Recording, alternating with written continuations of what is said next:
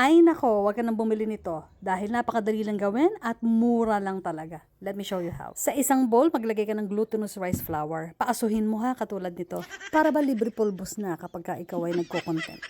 Next, ilagay mo naman ang asukal. Haluin mabuti, pero hindi naman kailangang panggigilan katulad ng ex mo na ikaw na yung bahala sa susunod na linya. Ang ikatlo at huling ingredient na gagamitin natin ay syempre tubig. Ganun lang guys, 3 ingredients lang ito. So haluin mo lang mabuti hanggang maging smooth ang mixture ninyo.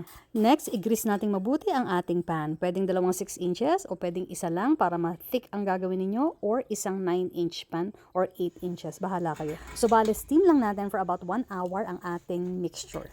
Pwede mong coveran ng foil o kaya lagyan mo ng cover ang takip para hindi ito matuluan. After 1 hour, pwede mo nang tanggalin sa steamer at hayaan mong lumamig ito. Kapag malamig na, tanggalin mo sa pan tapos ibalot natin sa food wrap. Pwede mo na rin naman lutuin ito after, kaya lang masyado siyang sticky. So lalagay natin siya sa ref, pwedeng overnight or freezer mo quick. Siguro mga 1 hour, saka mo na lutuin. Sa pagluluto, lagi namin ginagawa yung pagbababad sa itlog na binate tapos ipiprito. Kayo ba, paano nyo niluluto ang tikoy? Let me know sa comments ha, para makakuha tayo ng idea.